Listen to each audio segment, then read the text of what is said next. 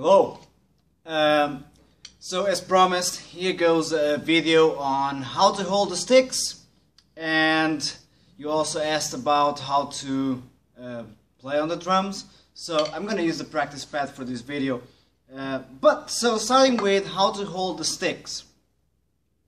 So this one is fairly easy. There's a cool hack to find the sweet spot of balance on the stick, which is if you try to balance your stick on a finger, right, just like that. That's the sweet spot of balance. So that's the perfect center. So now what you want to do is actually go 2 fingers down.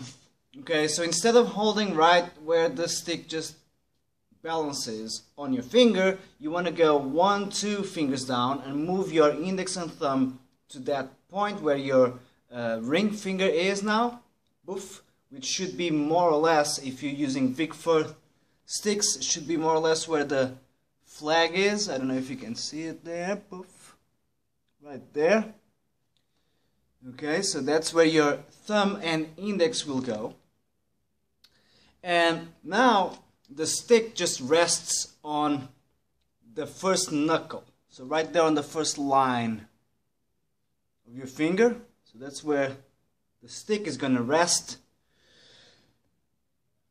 And then the thumb basically just aligns with the stick. So my thumb is straight, not this. Right. So I keep a straight line between my thumb and my stick. Okay, cool. Then the back fingers, very simple, they just go around the stick and rest on the stick, really. They don't squeeze. You know, we know that every time we squeeze, we are creating resistance, and that's gonna make your hands more tense, and then it basically slows you down. Cool. So that's how it should look like. Quite important to let the stick rest on that muscle right there. Okay, there you go. No squeezing anywhere. The stick can still move inside my hand. Cool. So that, and then the other hand you just copy. Straight up. Alright. Now, how to play on the drums. Basically, there's not much to it. You want to hit the center of the drum, because that's where you're gonna get the most out of the drum, out of the shell, out of the skin. That's where the fullest tone comes from, right in the middle. Besides that, you want to keep your grip fairly consistent. So that's something that I would focus on when I'm practicing, is to make sure that I'm not changing my hand position and the way my fingers are touching the stick, etc., etc.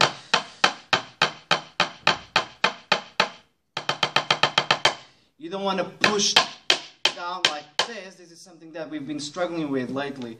Is that you're thinking of hitting the drums, and I should say that even the way you phrase the email reveals how you think about it, because you said beating the drums. You never beat the drums. You play the drums. I'm sorry. I know I'm always nagging, but that says something to me about the way you think about drumming. So it's not this. That's very hard. It's a lot softer, a lot smoother, more relaxed. So let me change the angle here. So I go to the side. Right.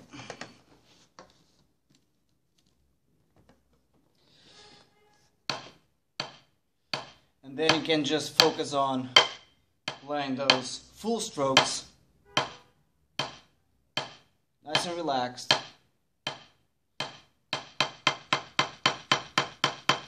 But never pushing down. You can see the difference in my arm, how much it works.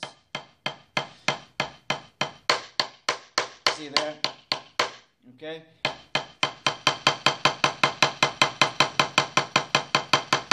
want to use your wrist as a hinge. So that phenomenon, like a lot of people don't really think of the wrist at least the right way. They don't really acknowledge what the wrist is for when it comes to drumming. Your wrist will initiate the motion, but it's very important that you allow the forearm to move. So your wrist basically becomes a hinge between your hand and your forearm. You know what I'm saying? So when my hand goes down, the forearm actually goes up. Okay, slower. And you can see, okay, the looseness in my hand and my arm, etc., etc. And that pop of the wrist, when it goes kind of up, that snap of the wrist, that's really important. See right there? It's not this.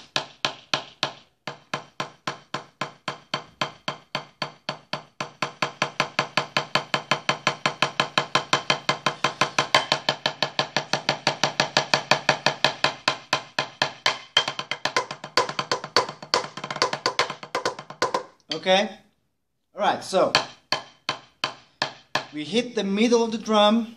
We focus on not pushing down, but instead throwing the stick down. It's not this, it's this. Throw and catch, throw and catch, as you would throw a ball against a wall. Okay? And that's pretty much it. So if you still have any questions, please send me an email and I'll answer more questions. Take care.